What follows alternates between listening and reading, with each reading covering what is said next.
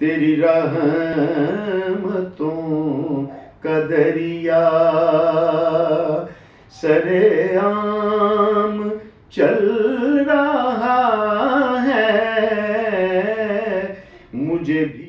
بسم اللہ الرحمن الرحیم۔ دوستو السلام علیکم ورحمۃ اللہ وبرکاتہ۔ انسان صبح و شام زندگی کے ہر لمحے مختلف کیفیات سے گزرتا ہے۔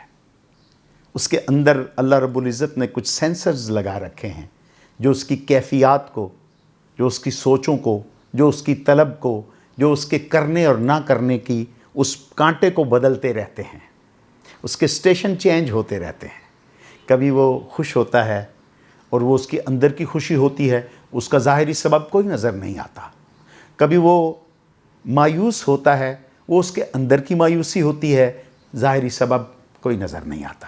کبھی وہ اتنا زیادہ پرمسرت چہرہ اس کا ہوتا ہے اور اس کی آنکھوں سے پھول جھڑتے ہیں، اس کے ہونٹوں پر ہنسی آ کے مسکراہٹ ٹھہر جاتی ہے۔ یہ اس کے اندر کی کیفیت ہے۔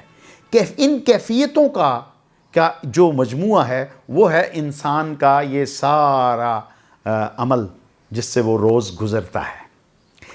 مایوسی جو کہ ہمیں اس وقت گھیرتی ہے جب ہمارا کوئی کام ہماری منشا اور ہماری مرضی کے مطابق پورا نہیں ہوتا۔ ہم کوشش کرتے ہیں، وہ پورا نہیں ہوتا۔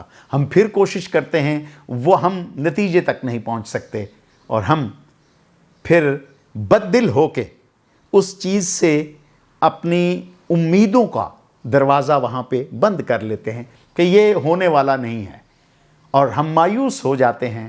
ہم اس فکر کو اپنے اندر جگہ دے دیتے ہیں کہ میں دراصل کوئی بدقسمت آدمی ہوں، اس لیے میرا کام نہیں ہو رہا، یا مجھے میرا ٹارگٹ یا مجھے میری منزل ہے وہ نہیں مل رہی۔ یہ کیفیت جو ہے نا، بعض اوقات یہ انسان کو کفر کی حد تک لے جاتی ہے۔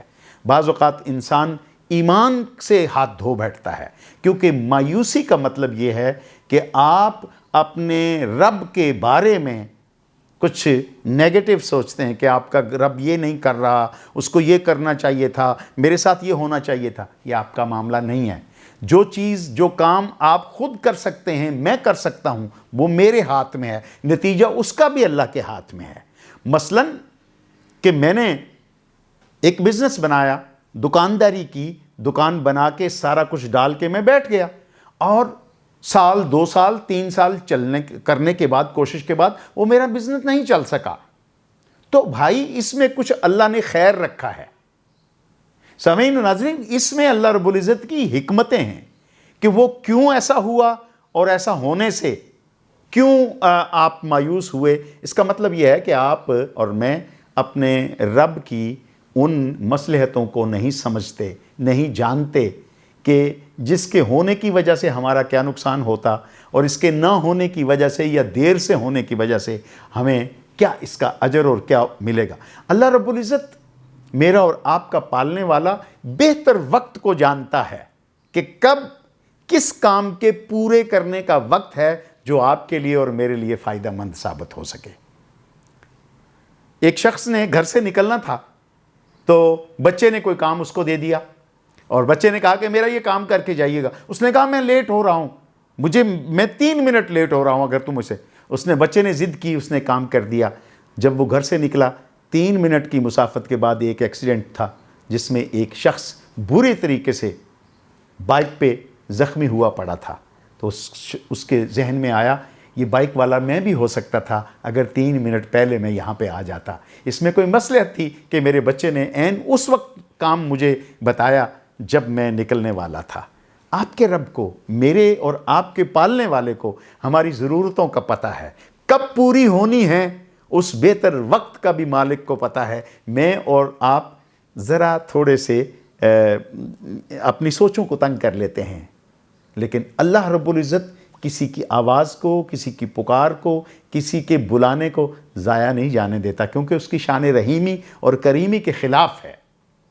وہ اس وقت کا انتظار کرتا ہے کہ کب، کس وقت، کون سا دروازہ آپ کے لیے، میرے لیے کھلنا بہتر ہے، جہاں ہمارا رزق وسیع ہو جائے، جہاں ہمارے لیے بھلائی کا کوئی دروازہ ہمارے لیے بہتری آئے۔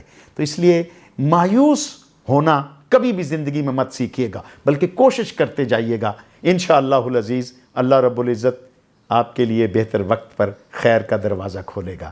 مایوسی کو اپنے نزدیک نہ آنے دیں، یہ کفر کی حد تک لے جاتی ہے۔ اللہ ہمارا اور آپ کا سب کا ایمان بچائے اور ہماری حفاظت فرمائے۔ کل انشاءاللہ ایک نئے موضوع کے ساتھ پھر حاضر ہوں گے۔ السلام علیکم ورحمۃ اللہ وبرکاتہ۔